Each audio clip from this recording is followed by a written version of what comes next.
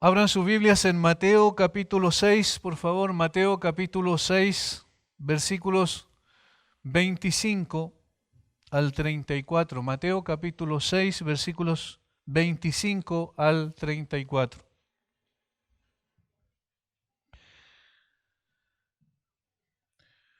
Por tanto, os digo, no os afanéis por vuestra vida, que habéis de comer o que habéis de beber, ni por vuestro cuerpo, que habéis de vestir.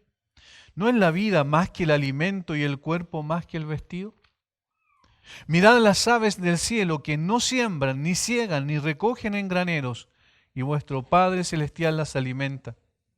¿No valéis vosotros mucho más que ellas? ¿Quién de vosotros podrá, por mucho que se afane, añadir a su estatura un codo? Y por el vestido, ¿por qué os afanáis? Considerad los lirios del campo como crecen, no trabajan ni hilan. Pero os digo que ni aun Salomón con toda su gloria se vistió así como uno de ellos. Y si la hierba del campo que hoy es y mañana se echa en el horno, Dios la viste así, ¿no hará mucho más a vosotros, hombres de poca fe? No os afanéis pues diciendo, ¿qué comeremos o qué beberemos o qué vestiremos? Porque los gentiles buscan todas estas cosas. Pero vuestro Padre Celestial sabe que tenéis necesidad de todas estas cosas. Mas buscad primeramente el reino de Dios y su justicia, y todas estas cosas serán añadidas. Así que no os afanéis por el día de mañana, porque el día de mañana traerá su afán, basta a cada día su propio mal.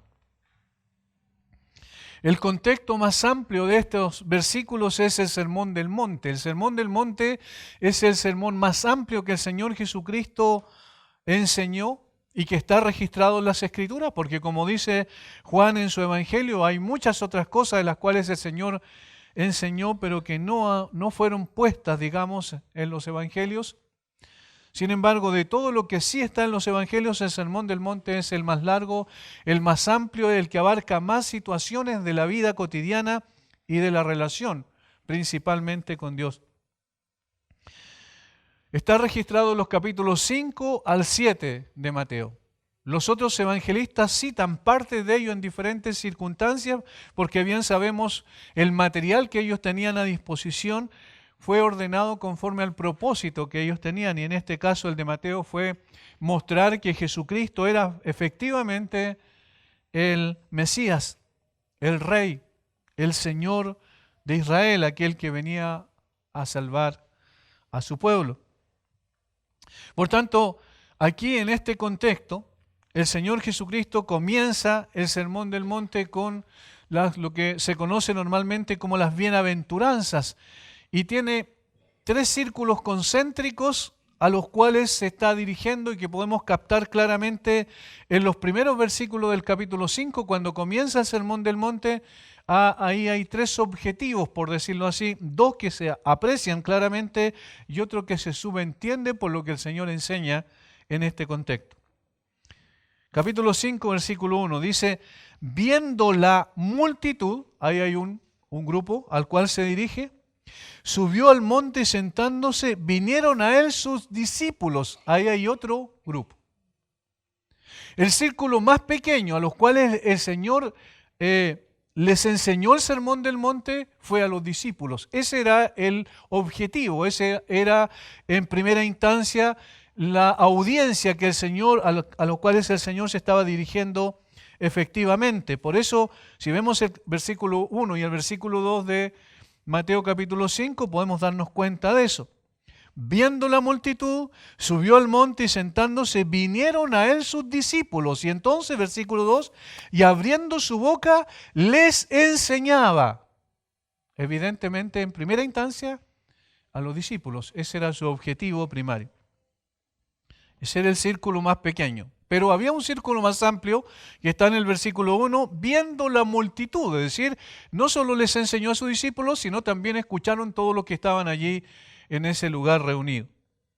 Pero entre estos dos, entre los discípulos y entre la multitud, hay otro que se subentiende, que no aparece literalmente allí, pero que sí se subentiende por la enseñanza que el Señor Jesucristo plantea. Por ejemplo, eso está en el capítulo 5, versículo 17, allí nosotros tenemos hasta el versículo 20, luego capítulo 6, versículo 1 al versículo 15, aparece ahí otro grupo al cual está dirigiéndose y que evidentemente estaban dentro del grupo allí de la multitud. Dice, no penséis que he venido para abrogar la ley o los profetas, no he venido para abrogar sino para cumplir, no penséis, y allí estaban otro grupo de personas, porque de cierto os digo que hasta que pase el cielo y la tierra, ni una jota ni una tilde pasará de la ley hasta que todo se haya cumplido. De manera que cualquiera que quebrante uno de estos mandamientos muy pequeños, y así enseña a los hombres, muy pequeños será llamado en el reino de los cielos. Mas cualquiera que los haga y los enseñe, éste será llamado grande en el reino de los cielos. Porque os digo que si vuestra justicia no fuere mayor que la de los escribas y fariseos, ese es el otro grupo que estaba allí, mayor que los escribas y fariseos, no entraréis en el reino de los cielos. Capítulo 6, versículos 1 al 4. Guardaos de hacer vuestra justicia delante de los hombres para ser vistos de ellos. De otra manera no tendréis recompensa de vuestro Padre que está en los cielos. Cuando pues des limosna, no hagas tocar trompeta delante de ti, como hacen los hipócritas en las sinagogas. Evidentemente estaba hablando de un grupo allí, de personas. Y en las calles para ser alabados por los hombres. Versículo 5. Cuando ores, no seas como los hipócritas, porque ellos aman el orar en pie en las sinagogas y en las esquinas de las calles para ser visto de los hombres. Es evidente, ¿verdad?, cuál era el otro grupo que estaba allí, que eran los fariseos y escribas. Ahora, el Señor Jesucristo en el capítulo 6 va a enseñar sobre tres cosas principales que tienen que ver con la ofrenda o la limosna, ¿cierto?, allí, la oración y el ayuno.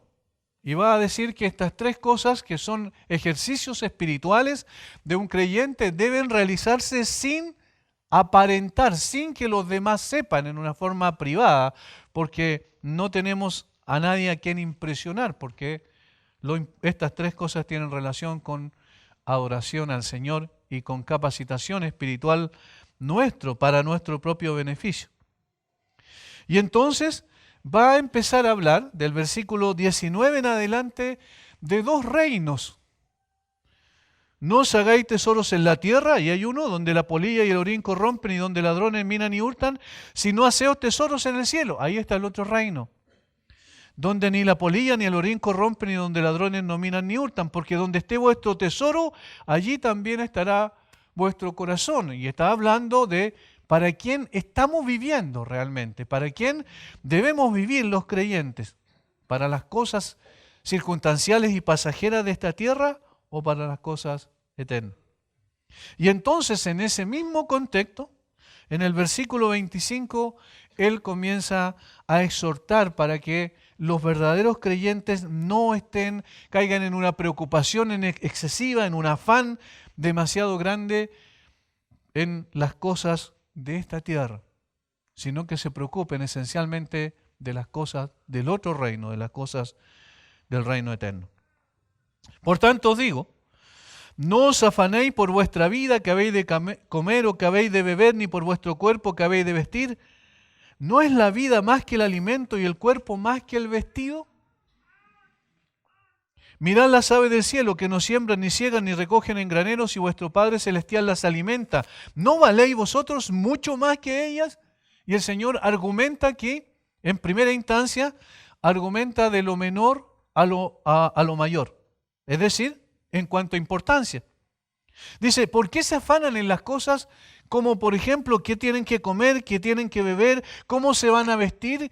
Estas cosas son importantes, pero no son trascendentes, porque lo trascendente, más que lo que hemos de comer, es la vida. Y el cuerpo, mucho más importante que lo que llevemos puesto sobre él. ¿Se fijan? Entonces, argumenta de lo menor a lo mayor. Lo menor es el alimento, lo menor es el vestido, lo menor es lo que vamos a beber, lo mayor es el cuerpo, lo mayor es la vida. Ahora, En el versículo 26, nuevamente el argumento es similar. Mirad las aves del cielo, que no siembran, ni ciegan, ni recogen en graneros, y vuestro Padre Celestial las alimenta. Y aquí el argumento es de mayor a menor, o de menor a mayor. Dice, las aves del cielo las alimenta Dios sin que ellos trabajen ni se preocupen por eso, porque Dios les puso en su constitución, en su creación, ciertas características instintivas para que recojan ciertas cosas y puedan sobrevivir. Pero Dios es el que está detrás de todo esto porque Él las alimenta. Ahora, aquí está lo importante. Pero las aves del cielo son insignificantes para Dios, desde su perspectiva, en comparación al hombre. ¿No valéis vosotros mucho más que ellas? Y esto es un golpe mortal para los animalistas, ¿cierto? ¿No valéis vosotros mucho más que ellos? Es decir, el ser humano es mucho más importante en la perspectiva de Dios que los animales que Él ha creado.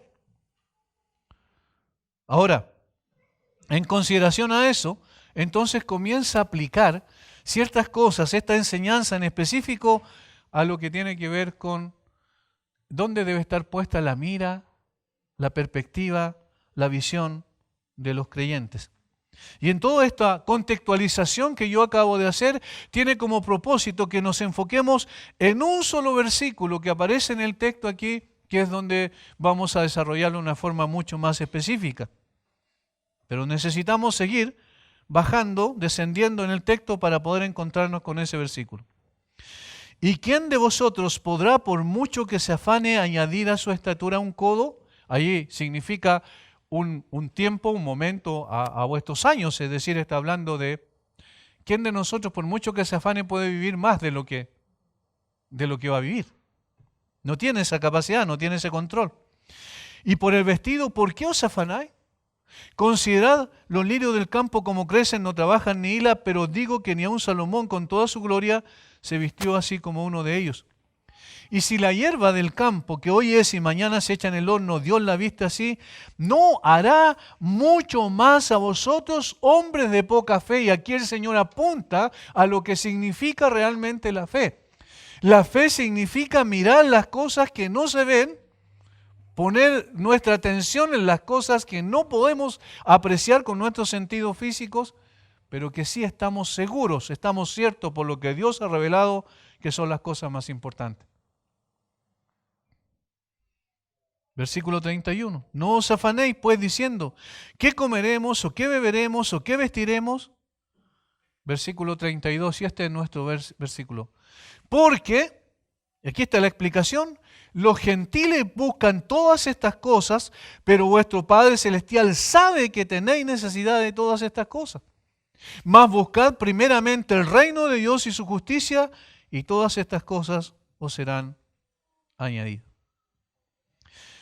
El Señor Jesucristo es sorprendente del punto de vista que tiene un conocimiento perfecto de la antropología, es decir, del concepto del hombre.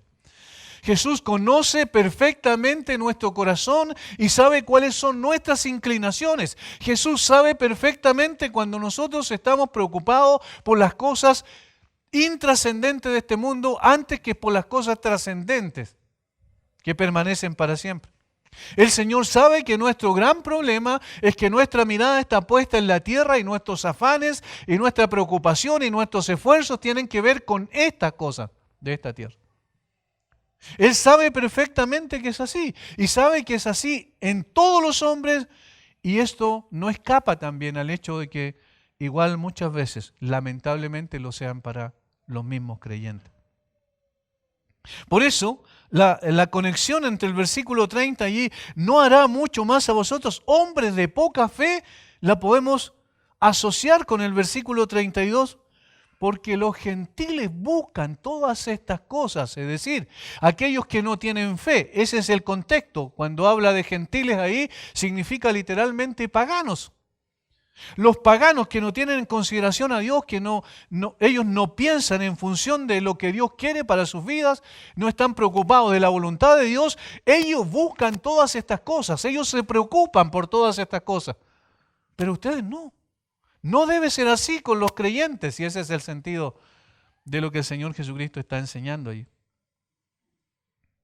Por eso vamos a ver tres cosas aquí, en el versículo 32 y 33, en que debemos nosotros poner la mirada, el acento, es decir, donde nosotros debemos preocuparnos no son las cosas que normalmente nos ocupan, sino las cosas que están más allá de lo visible. El apóstol Pablo dijo, no mirando nosotros las cosas que se ven, sino las que no se ven, porque las que se ven son temporales, pero las que no se ven son eternas. Allí debe estar puesta la mirada. Y esto es lo que hace diferente al creyente.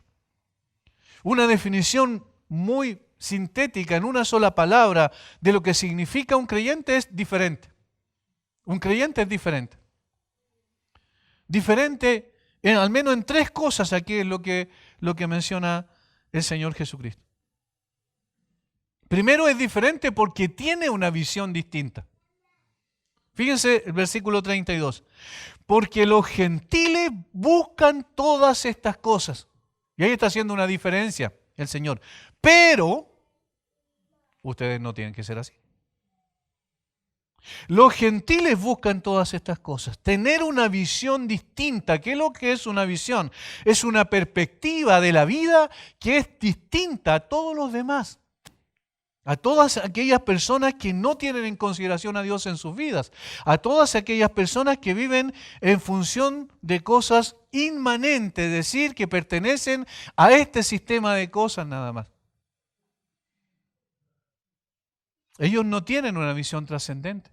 Pregúntenle a las personas cuál es el principio de su vida, el que rige su vida, el que mueve su vida. ¿Cuál es la razón de su existencia? Pregúntenle a una persona que no tiene en consideración a Dios y van a ver inmediatamente que todo lo que tiene que ver con su vida es inmanente. Es decir, es de esta tierra. Si le preguntan a un joven, probablemente va a decir estudiar, ¿verdad? Terminar sus estudios universitarios, tener una carrera para ganarse la vida, contraer matrimonio, establecer una familia. Estamos hablando ya de las personas normales, ¿cierto? Porque hoy día la situación varía.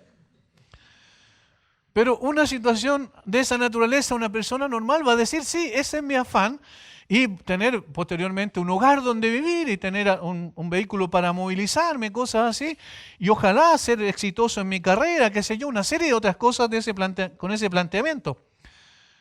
Pero ¿dónde está lo trascendente en todo eso?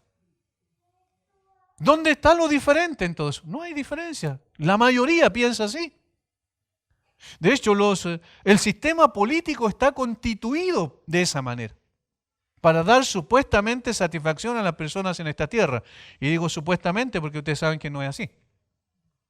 Pero esa es como la visión que tienen. La perspectiva de la vida de una persona es la que va a determinar qué es lo que nosotros vamos a hacer. El autor de Proverbios dice, como el hombre piensa en su corazón, así es él. Lo que define lo que somos es lo que pensamos. Y en este sentido, la visión de los gentiles o de los paganos es que ellos no tienen una visión trascendente. ¿Por qué? Porque no poseían la revelación especial de Dios, su palabra. Eso dice Pablo en Romanos capítulo 3, versículo 2. No tienen la revelación especial de Dios en su palabra. Porque no conocen la revelación personal de Dios que es Jesucristo. Las personas en el día de hoy actúan de la misma manera. Es decir, cuando alguien habla sobre la Biblia, normalmente hay burlas y hay risas. ¿Cómo vas a hablar de la Biblia si ese es un libro viejo, anticuado? Ese es un libro que no tiene sentido para nosotros. Nosotros vivimos de las cosas que podemos apreciar y ver en el día de hoy. No nos interesa eso. No tienen la revelación especial de Dios, que es su palabra. No les importa. Aunque está disponible para todos, sin embargo, la mayoría no las quiere. Y esto inclusive aquellos que a veces se declaran como cristianos. No les interesa la palabra de Dios. No conocen en consecuencia la revelación personal de Dios en Jesucristo, porque a Dios nadie le vio jamás, pero el unigénito Hijo que está en el seno del Padre, Él le ha dado a conocer. Esa es la revelación personal de Dios, que es Jesucristo. Él es la imagen del Dios invisible. Él es de la misma sustancia, dice el autor de Hebreos. El que me ha visto a mí, dijo Jesús, ha visto al Padre. Es imposible conocer a Dios sin conocer a Jesucristo. A una persona común y corriente no le interesa eso. Más aún en nuestro país, donde cada vez corremos, diría yo, no solo caminamos, sino corremos para ser una sociedad completamente secular, es decir, atea. No poseen esa visión. Están sin Cristo, dijo Pablo a los Efesios, sin esperanza, sin Dios en el mundo. Sin ningún tipo de esperanza. Viven para las cosas de esta tierra. Los gentiles tienen una visión inmanente. Los paganos tienen una visión inmanente. Los incrédulos, en otras palabras, tienen una visión inmanente. ¿Quién es el centro para ellos de todo? ¿En función de qué gira todo? Del hombre. Y de los deseos del hombre. Ni siquiera ahora de las necesidades, sino los deseos del hombre. Como bien dijo alguien, en el día de hoy ya no estamos enfrentando una situación donde las personas quieran cumplir sus objetivos de vida, ¿cierto?, normales, sino que hoy son las emociones, los deseos pasajeros y circunstanciales, la brújula de cada una de las personas que habita esta tierra. Por tanto, ¿cuál es la filosofía de ellos? Humanista, 100%. ¿Cómo pueden ayudarme a cumplir mis objetivos? Ese es el punto para ellos.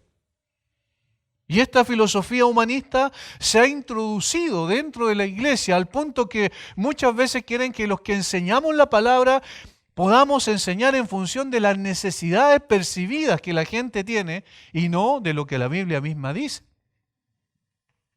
Y entonces cuando alguien predica la verdad y dice que en realidad el hombre está completamente depravado, no hay ninguna persona que busque a Dios, todos se desviaron, algunas se hicieron inútiles, no hay ni uno bueno, no hay ni uno justo, entonces dicen, no, eso yo no quiero escuchar.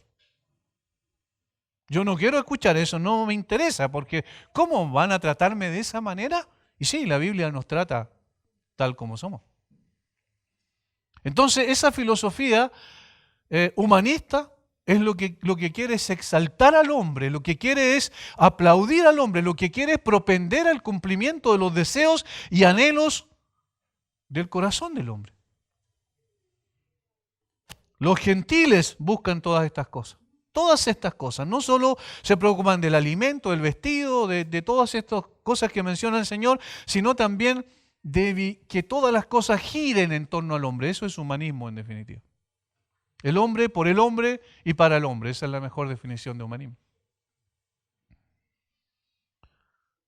En segundo lugar, la filosofía de los paganos es terrenal. Completamente terrenal. No les interesa otra cosa. Es disfrutar del hoy.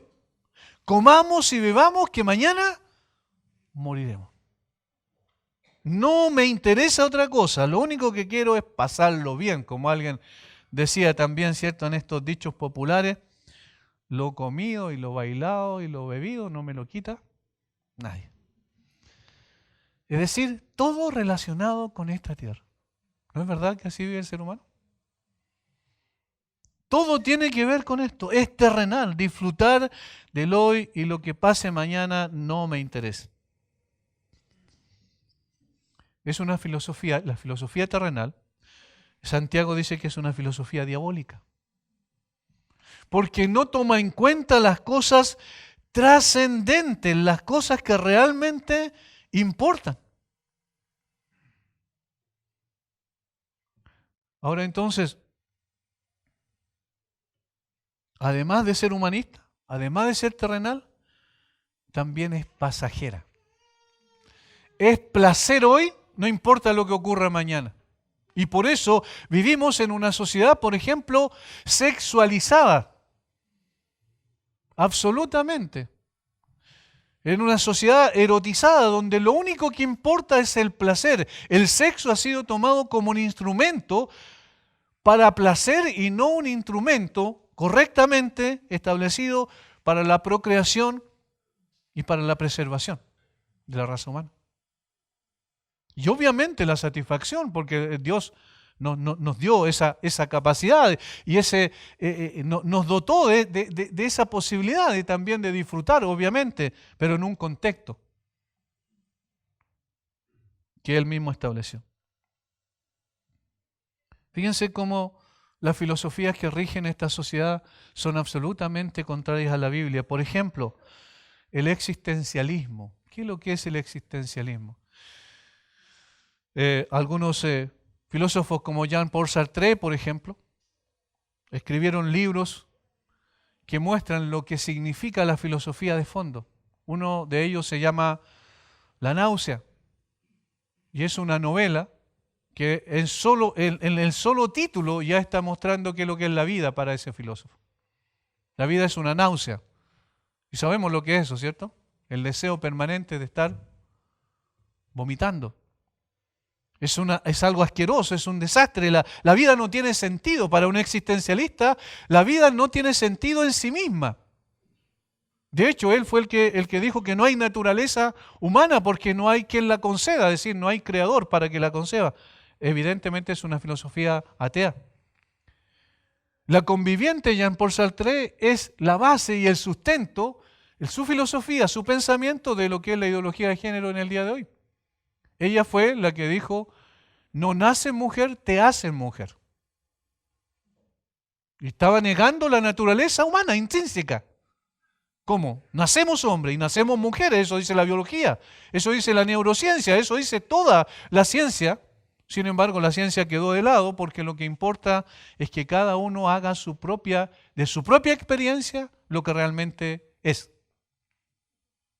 Y es una filosofía absolutamente contraria a lo que el ser humano es realmente en esencia. Si no hay naturaleza humana, entonces cada sociedad crea su propio pensamiento, su propia filosofía respecto a lo que es la naturaleza humana. Y esto también con otra filosofía práctica que tenían ya los griegos, que es el hedonismo. En esos tiempos ya había eso. ¿Y qué es lo que es? Que es la búsqueda del placer por el placer. Y es justamente la filosofía de la cual habla la Biblia, que dice comamos y bebamos que mañana moriremos. Y esto es lo que tenemos en el día de hoy. Si estamos dudando respecto a eso, bueno, ¿por qué fueron creados estos teléfonos inteligentes para sacarse fotos a sí mismos? El hedonismo, la búsqueda del placer, donde yo soy el principal, donde no hay digamos, nada más importante que yo satisfaga todos mis deseos. Y eso es absolutamente inmanente, no es trascendente. Los gentiles paganos buscan todas esas cosas. Eso es lo que dice el texto. Porque los gentiles buscan todas esas cosas. La palabra buscar aquí tiene el sentido de buscar algo afanosamente, constantemente. O sea que vivir para esas cosas. De esa manera, entonces el hombre establece su punto de partida. Su visión es humanista, su visión es terrenal, su visión es pasajera. Y esto lo busca afanosamente, constantemente, en todo momento. Este es el sentido de esa vida sin Dios. Martin Lloyd-Jones, el famoso predicador inglés, dijo, si estas cosas ocupan el primer lugar en la vida y la monopoliza, y si monopoliza nuestra vida y nuestro pensar, entonces no somos mejores que los incrédulos, somos mundanos con mentes mundanas. Miren lo que, vuelvo a reiterar la frase y continúa. Si estas cosas ocupan el primer lugar en la vida y si monopolizan nuestra vida y nuestro pensar, entonces no somos mejores que los incrédulos, somos mundanos con mentes mundanas. Hay muchas personas, continúo diciendo, que se pueden describir como mundanas espirituales, y esto es interesante. Se pueden describir como mundanas espirituales. Si uno les habla acerca de la salvación, tienen la idea correcta. Pero si se les habla acerca de la vida en general, son mundanos. Cuando se trata de la salvación del alma, tienen las respuestas correctas. Pero si uno escucha sus conversaciones ordinarias acerca de la vida en este mundo, descubrirán una filosofía pagana. Estos son los ateos prácticos que le llamo. Son en su pensamiento cristianos, pero en la práctica paganos. Es decir, este es un parámetro para que nosotros nos evaluemos. ¿Dónde está nuestra visión de la vida, nuestra perspectiva de la vida? ¿Dónde está el origen, el centro, la razón de ser de nuestra existencia? ¿En función de qué giramos nosotros en nuestro pensar, en nuestro sentir, en nuestra búsqueda? ¿Qué estamos buscando realmente? Si buscamos lo que buscan los gentiles, entonces ¿dónde está el cristianismo que decimos profesar? Ahora, allí está el contraste. Los creyentes tienen una visión trascendente y por eso son distintos. No significa que los creyentes estemos solo pensando como en una especie de mundo etéreo, ¿cierto? Las cosas eternas nada más. Y que nos olvidemos de nuestras responsabilidades y deberes en la tierra. No significa eso, sino significa que nuestra vida gira en torno a otro parámetro. ¿Por qué? Porque el creyente tiene una visión de Dios, del Dios verdadero. Revelado a través de las Escrituras. El creyente es el que sabe quién es Dios, cómo es Dios, cuál es su naturaleza, su carácter. El creyente sabe que Dios es trascendente. El creyente sabe que Dios es un Dios de amor, de un amor incondicional que no vamos a encontrar en ninguna otra parte. Pero también el creyente sabe que Dios es un Dios de ira, porque así como ama, también odia. Odia el pecado. Ama la justicia. Es un Dios santo y entonces no puede ver el pecado. El creyente sabe quién es Dios porque se ha revelado a través de su palabra y en la persona de su Hijo, el Señor Jesucristo. Tiene entonces una correcta visión de la revelación especial de Dios en su palabra. 66 libros inspirados por el Espíritu Santo. Yo sé que este libro es distinto. Yo sé que no es un libro más que alguien toma en la universidad para poder cumplir con lo que se le exige en su carrera. Es un libro distinto porque transforma la vida nuestra. Y nosotros lo hemos experimentado. Nuestra vida es distinta gracias a que el Señor se reveló en el Evangelio. Nuestra vida es distinta porque un día vino a habitar a nuestro corazón y nos dio una visión totalmente trascendente de la vida. Tenemos un conocimiento personal de la revelación personal de Dios que es en Jesucristo. ¿Cuál es la vida eterna? Que te conozcan a ti, al único Dios verdadero, y a Jesucristo, a quien has enviado. Sabemos que Él fue a la cruz a morir en lugar nuestro. Entendemos claramente que eso significa que Él no vino a morir por causa de sí mismo, sino por causa de nosotros. Él fue nuestro sustituto en la cruz. Nosotros creemos que Dios se ha revelado en la persona de Jesucristo no solo para dar a conocer al Dios verdadero, sino para poder cancelar una deuda que nosotros teníamos por causa de nuestro pecado. Él es nuestro Redentor, nuestro Salvador. Él dio su vida en la cruz para que nosotros pudiésemos tener vida verdadera, genuina. El creyente tiene una visión de esas cosas. ¿Qué es lo que ocupa su mente entonces? ¿Cuál es la visión que tiene? Es una visión trascendente puesta en el Dios verdadero. ¿Qué Dios quiere de mí en este aspecto? ¿Cómo voy a tomar la decisión respecto a una carrera específica a los muchachos que están entrando a la universidad en función de cómo voy a honrar a Dios a través de esta carrera? Esa es la perspectiva de un creyente genuino. ¿De qué manera Dios va a ser exaltado? ¿Cómo yo voy a glorificar a Dios por medio de lo que soy y hago? Esa es la visión correcta. Conozco a Jesucristo. El creyente, a diferencia del pagano, está en Cristo. Es la habitación del Espíritu Santo que mora en él. Y es al mismo tiempo también el que tiene esperanza. Vive en esta tierra con esperanza y muere con una esperanza cierta, con una convicción, con una certeza segura, porque Él nos guiará aún más allá de la muerte. Eso dice la Biblia. ¿Ven la diferencia?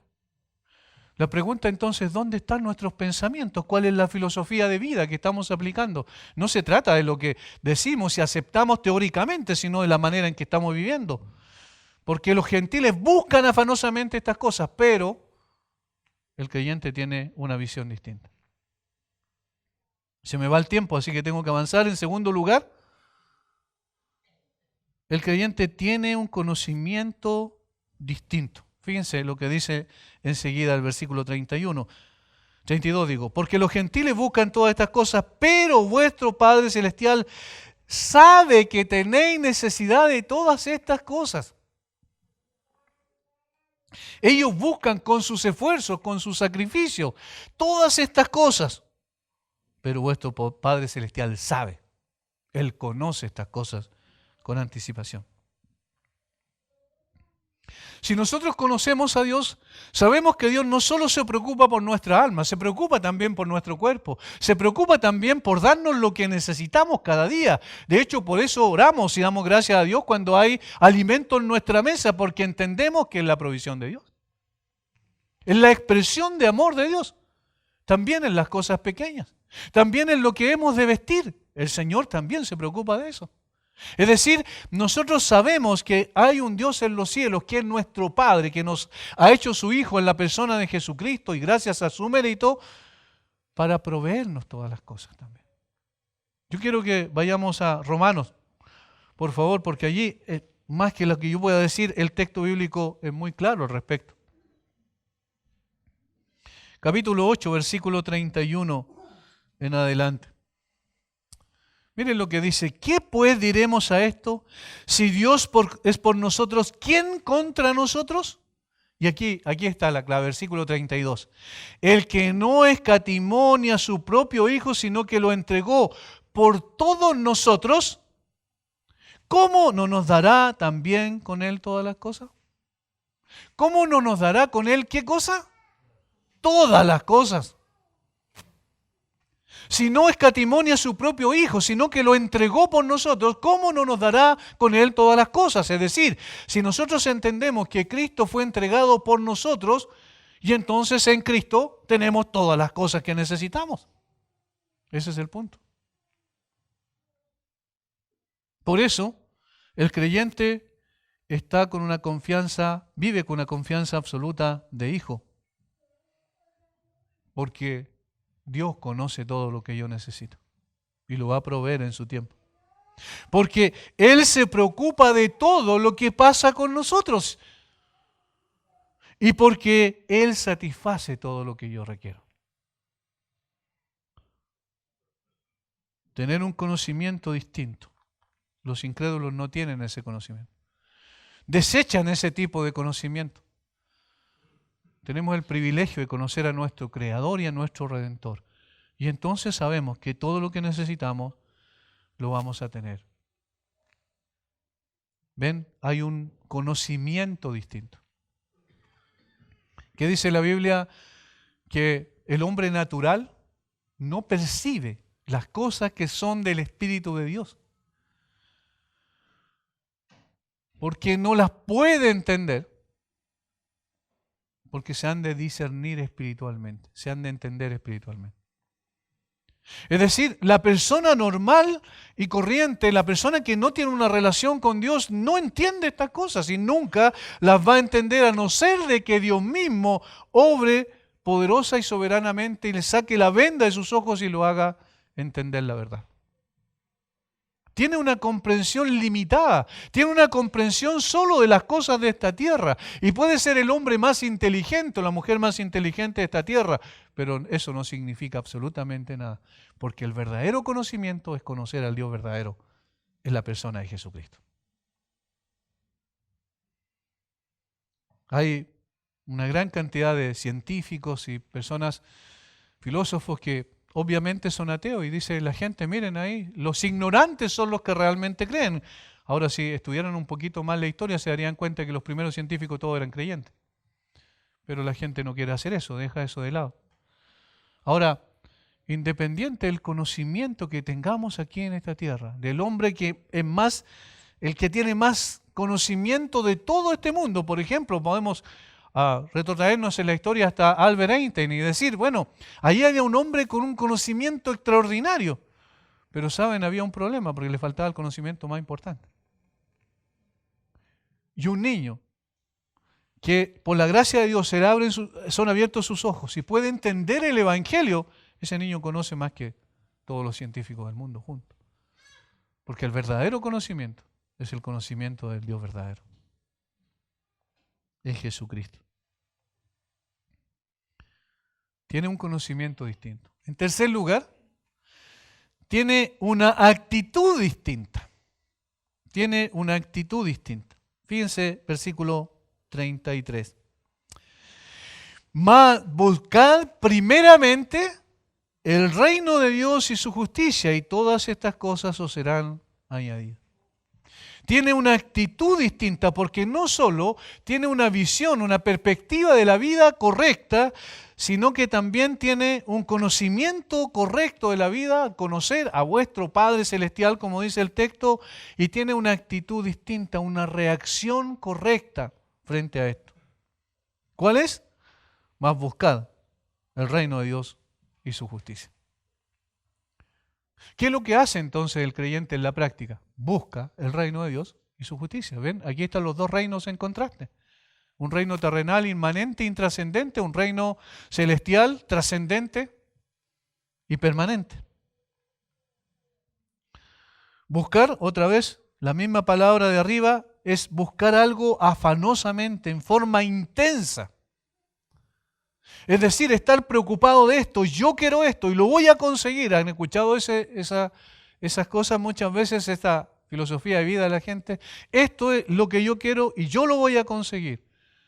Bueno, al revés, en este caso, en el caso de los creyentes, es el reino de los cielos, eso es lo que yo quiero y voy a buscarlo afanosamente, intensamente, con todo mi corazón, con toda mi alma, con toda mi fuerza, como dice el Señor, que es el mandamiento más importante. Amarás a tu Dios con toda tu mente, con todas tus fuerzas, con todo tu corazón, con toda tu alma. Ese es el mandamiento más importante. Y ahora, aquí está lo interesante. El creyente tiene la posibilidad de hacer eso ahora. ¿Por qué? Porque ha sido transformado por el Señor.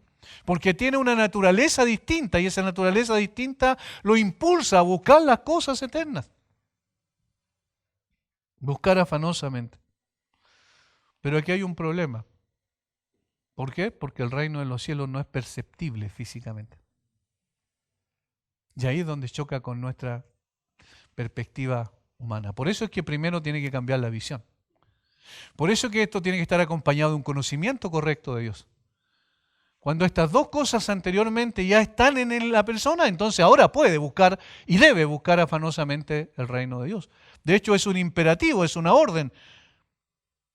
Más buscad primeramente el reino de Dios y su justicia. Esto es lo que ustedes tienen que hacer. Recuerden el grupo de personas a las cuales está hablando el Señor en el Sermón del Monte. A los discípulos, esto es lo que ustedes tienen que hacer. Busquen afanosa, intensamente el reino de los cielos. Esto tiene que ser una actitud constante. Tiene que ser una actitud prioritaria. Más buscad primeramente. El orden de las prioridades debe estar claro en nosotros, en cada uno de quienes somos creyentes.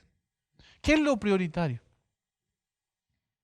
Hermanos, quizás hay cosas que uno asocia, ¿verdad?, con cosas que no tienen a veces tanta importancia. Nosotros decimos eso, pero en realidad bíblicamente sí, tienen mucha importancia. Por ejemplo, ¿qué es lo que te detiene a venir y congregarte con tus hermanos?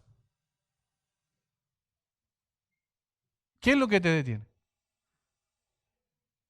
¿Hay algo tan fuerte que te retenga en tu casa para no venir?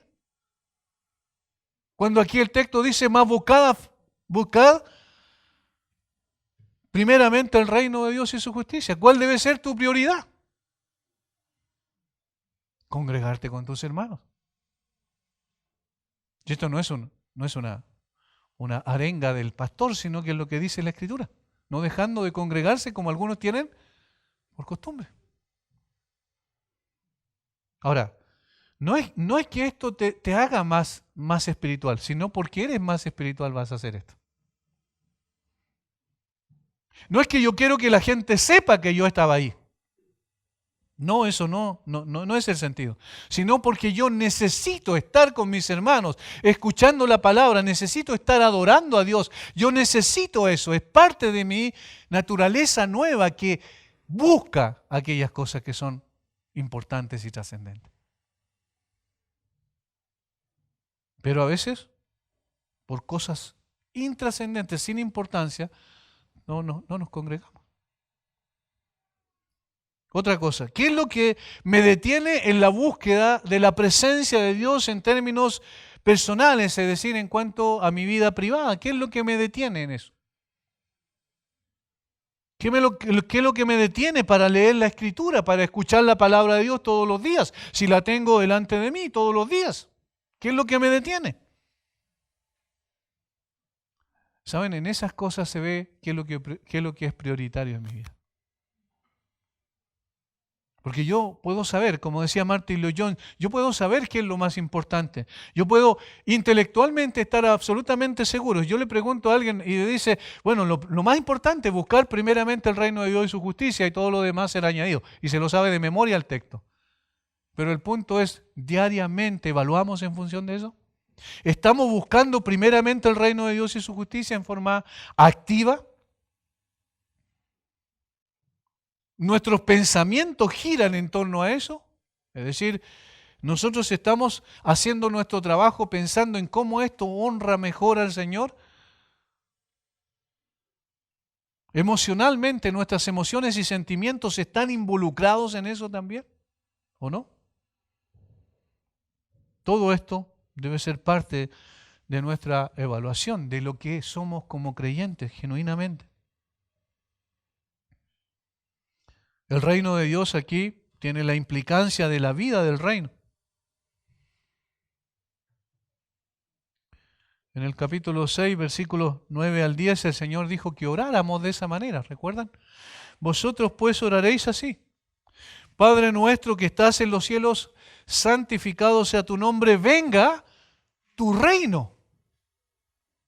Las tres primeras peticiones que aparecen allí en el Padre Nuestro, que es la oración modelo, ¿a quién se refieren? Al Señor. ¿Cuál es el propósito? Que su reino venga y se manifieste. Y entonces, ¿dónde está puesta mi mirada? En el reino de los cielos. ¿De qué habla el reino? Habla de su gloria, de su voluntad y de su exaltación. ¿Qué es lo que pasa en el reino de los cielos? Nosotros tenemos un vislumbre de eso a través de lo revelado. ¿Qué es lo que ocurre en el reino de los cielos? Apocalipsis capítulo 5, ¿qué está ocurriendo en el reino de los cielos? ¿Qué dice allí que ocurre, Juan? Cuando ve lo que en perspectiva es futuro para nosotros, pero para Dios es un eterno presente. ¿Quién es el centro de todas las miradas allá en el reino de los cielos? ¿Quién es el centro? Jesucristo, el Cordero como inmolado. ¿El cántico es para quién en ese reino? Para Jesucristo. ¿La adoración es para quién? Toda digamos, los seres celestiales, ¿dónde tienen puesta su mirada? Yo quiero que leamos solo un poquito. Apocalipsis capítulo 5, versículo 7. Se refiere al Cordero como inmolado. Y vino y tomó el libro de la mano derecha el que estaba sentado en el trono. Y cuando hubo tomado el libro, los 4 seres vivientes y los 24 ancianos se postraron delante del Cordero. Todos tenían arpas y copas de oro llenas de incienso, que son las oraciones de los santos, y cantaban un nuevo cántico, diciendo: digno eres de tomar el libro y de abrir sus sellos, porque tú fuiste inmolado, y con tu sangre nos has redimido para Dios de todo linaje y lengua y pueblo y nación, y nos has hecho para nuestro Dios reyes y sacerdotes. Digno eres. ¿A quién se está refiriendo? A Jesucristo. ¿Delante de quién se postraron los ancianos y sacaron sus coronas y las colocaron a sus pies? Delante de Jesucristo. Entonces, el reino de los cielos, ¿de qué se trata? De su gloria. Y entonces yo que estoy en la antesala del reino de los cielos, nosotros que estamos en esta parte de la eternidad, ¿qué tenemos que hacer aquí en la tierra? Tenemos que preocuparnos de su gloria. ¿Por qué? Porque eso es lo que nos vamos a preocupar eternamente en los cielos. Estamos ensayando en esta tierra. Estamos en el periodo de entrenamiento para que posteriormente estemos allá sin relación con el pecado para glorificarlo a Él. ¿De qué otra cosa de qué otra cosa está constituido el reino de los cielos? De su voluntad. ¿Qué es lo que se va a hacer en el cielo? ¿Qué es lo que se está haciendo en el cielo? Su voluntad. Todos los ángeles que hacen.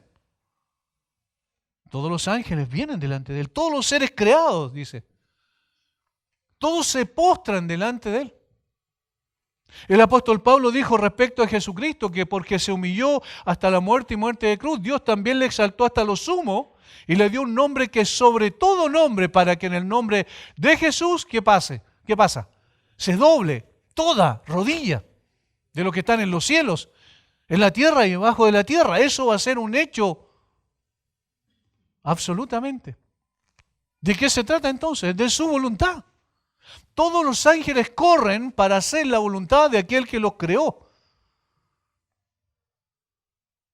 Y entonces tenemos que empezar a hacer aquí en la tierra su voluntad. El apóstol Pablo le escribe a los Colosenses y en el capítulo 3, versículo 1, dice: si pues habéis resucitado con Cristo, ¿qué dice?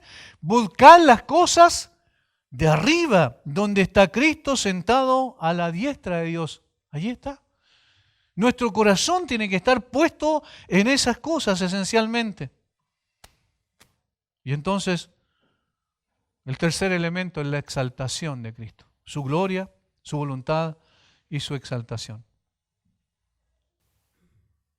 Le exaltó hasta lo sumo. Y como yo he repetido varias veces, el texto griego es mucho más enfático porque dice literalmente le exaltó con exaltación. Es una forma, es una reiteración para ver que es una exaltación superlativa, es decir, que no tiene parangón. Y toda lengua confesará que Jesucristo es el Señor para gloria del Padre, porque Dios le exaltó hasta lo sumo. Pedro en su primera predicación dice que Dios no solo lo entregó para ser crucificado, Dios lo resucitó, lo levantó entre los muertos, Dios lo exaltó, dice. Y eso es lo que lo que significa buscar primeramente el reino de los cielos. Buscamos la gloria de Dios, buscamos la exaltación de Dios, buscamos la voluntad de Dios. El reino de Dios y su justicia. Es un reino justo. Es un reino donde Él reina con absoluta justicia, porque Él es el único justo que existe.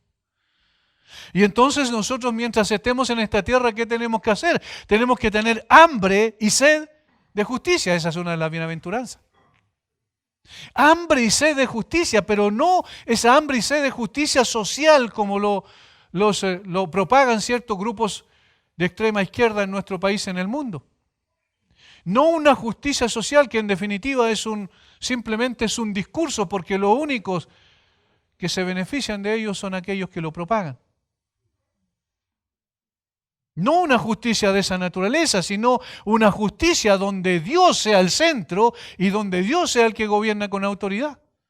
Tenemos hambre y sed de justicia, de la justicia divina, de la justicia que es en Cristo Jesús. Necesitamos tener también hambre y sed de santidad práctica, es decir, ¿cómo puedo alejarme más del pecado? ¿Cómo puedo luchar con esas cosas que todavía me tientan de una u otra manera? Cortarlas de raíz. El pecado tiene que tratarse de esa manera, cortarlo de raíz, porque el pecado no tiene nada que ver con el reino de los cielos. No puede ser que avalemos situaciones de pecado. No puede ser que avalemos nuestra propia condición, muchas veces, o más que condición, cierto, práctica de pecado. Porque Juan dice claramente, el que practica el pecado no ha nacido de Dios. Un creyente genuino tiene un hambre y sed de santidad práctica. Finalmente, un creyente genuino tiene un hambre y sed de ser como Cristo. Yo quiero ser como Él. Hay canciones que cantamos donde decimos queremos ser como Cristo. Y para eso necesitamos tomar decisiones. Por eso es que el imperativo, más buscad primeramente el reino de Dios y su justicia. Ese debe ser el anhelo más grande de nuestro corazón, ser semejante al Señor Jesucristo. Hermanos, el creyente es distinto, ¿se dan cuenta? Eso es lo que el Señor Jesucristo está enseñando. Y todo lo demás será añadido. Y entonces no nos preocupemos afanosamente de todo lo demás. Preocupémonos del reino de los cielos, de buscar afanosamente eso, y todo lo demás será añadido como consecuencia de lo anterior. ¿Eso significa que no vamos a trabajar para que se produzcan los frutos del trabajo? No, no tiene nada que ver con eso. Evidentemente vamos a trabajar mejor todavía, porque queremos honrar a Cristo con nuestro trabajo. Y la consecuencia va a ser que vamos a tener todas las demás cosas. Recapitulando y concluyendo, 3 cosas hemos visto. Hemos dicho que el creyente es distinto. Hay una diferencia notable, sustancial, con el incrédulo. El creyente tiene una visión distinta. El creyente tiene un conocimiento distinto y el creyente tiene una actitud distinta. Que el Señor nos guíe a vivir de tal manera que podamos vivir de una forma distinta para mostrar que Cristo hizo un cambio rotundo y nos identificamos efectivamente con Él en esta vida. Aunque todos los demás corran desenfrenadamente en una carrera en sentido contrario, nosotros sabemos en quién hemos creído, dijo Pablo. Y es poderoso para guardar nuestro depósito para aquel día. Padre, gracias por tu palabra. Gracias por llevarnos, Señor, a considerar nuestra propia vida aquí en la tierra. ¿Por qué estamos viviendo? ¿Para qué estamos viviendo? Gracias por ayudarnos a ver en perspectiva las cosas de una manera distinta. Tener una visión diferente, tener también, Padre, una actitud distinta y un conocimiento distinto. Ayúdanos a poder vivir de tal manera que nuestro afán más grande sea tu gloria, sea hacer tu voluntad y sea la exaltación de tu nombre. Y entonces todas las demás cosas serán añadidas. Bendice a mis hermanos y obra en el corazón de aquel que no te conoce.